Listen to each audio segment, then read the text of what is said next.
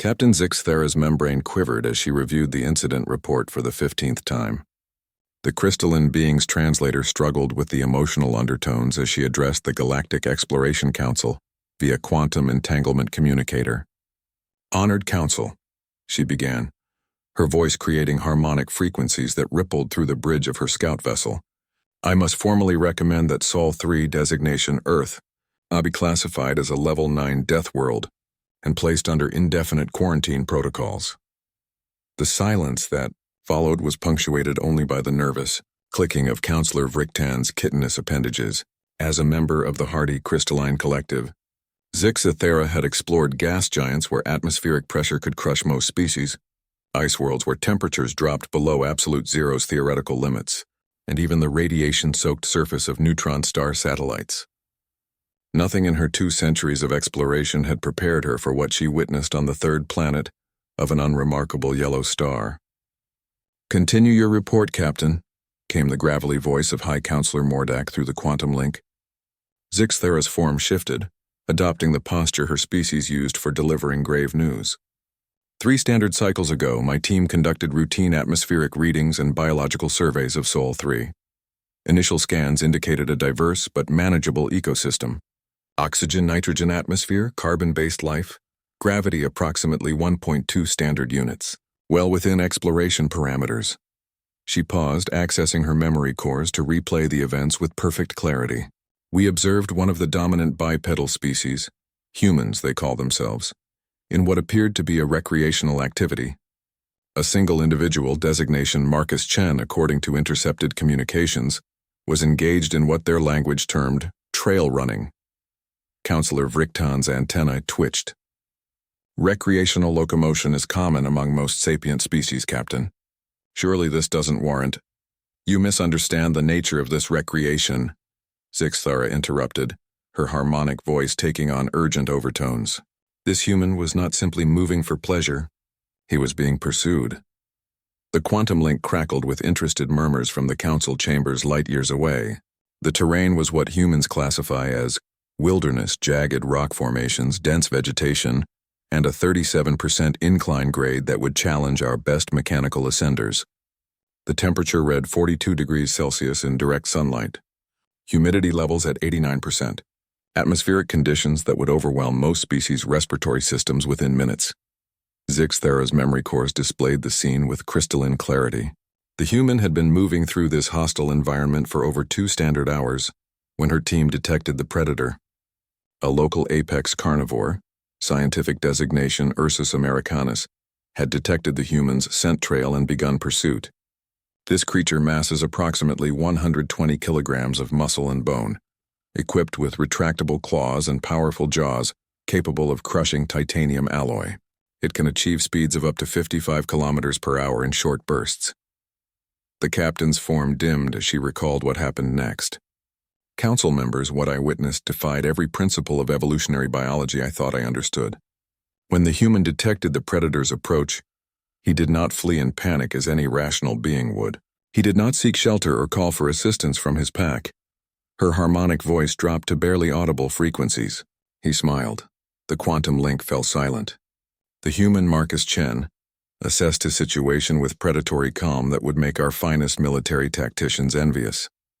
Rather than attempting to outrun the bear, an impossibility, given the creature's superior speed and familiarity with the terrain, he began implementing what his species calls persistence hunting tactics.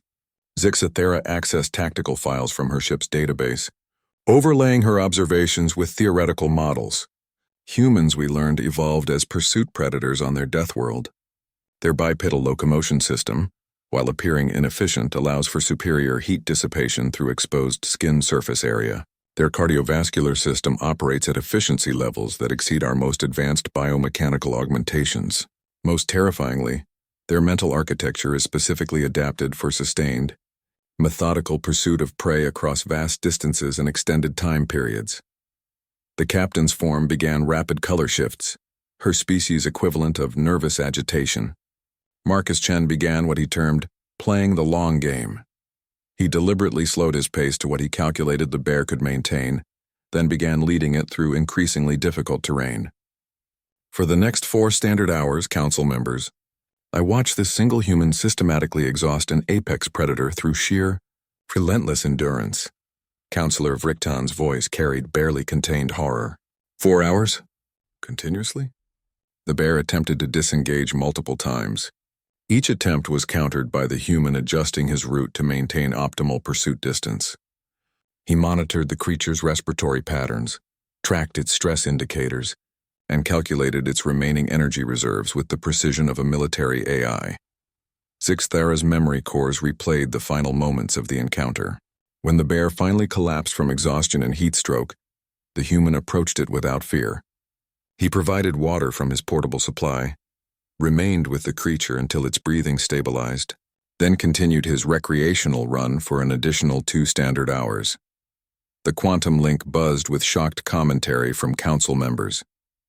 Upon returning to his transport vehicle, Marcus Chen's biometric readings showed elevated but stable vitals, minor dehydration, and what their medical databases classify as runner's high, a biochemical reward state his brain produces in response to extended physical exertion. "Hi, Counselor," Mordek's voice rumbled through the communication array. "Captain, you're describing a single anomalous individual. Surely the entire species cannot—" "Honored Counselor," Zixthera interrupted. "Subsequent deep field observations revealed this was not anomalous behavior. Human recreational activities routinely include what they term ultramarathons, Ironman competitions, and adventure racing. They deliberately seek out hostile environments for entertainment. They have colonized every biome on their Deathworld, from frozen wastelands to scorching deserts to the abyssal depths of their oceans." Her form flickered through rapid spectral changes as she delivered her final observations. Most disturbing of all, council members, is that humans consider Marcus Chen's performance moderately impressive for a weekend warrior. Elite members of their species regularly demonstrate capabilities that exceed our theoretical maximums for biological organisms. The quantum link remained silent for several long moments. "Furthermore," Zixthera continued, "humans have apparently domesticated several species of pursuit predators, dogs they call them, specifically bred for enhanced endurance and loyalty. They engage in recreational activities with these creatures that involve sustained chasing across hostile terrain, which they describe as bonding time." High Counselor Mordek's voice carried a note of finality. "Captain Zixthera, your recommendation for Level 9 Deathworld classification is approved. Sol 3 will be quarantined pending further study. There is one final detail, Honored Council," the captain added, her harmonic frequencies taking on an ominous tone. "During our observations, we detected approximately 8 billion of these humans, currently inhabiting Sol 3. Our xenobiology specialists calculate that their planet's resources could theoretically support a population nearly 50 times larger. Implication hung in the quantum-entangled space between star systems. If they ever achieve reliable interstellar travel," Zixthera concluded, "and decide that chasing other species across the galaxy might be recreational, I recommend we have substantial Head Start protocols in place."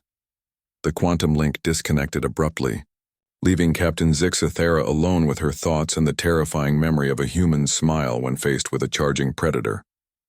In the depths of space, her navigation systems quietly calculated the fastest possible route away from the Sol system, just in case.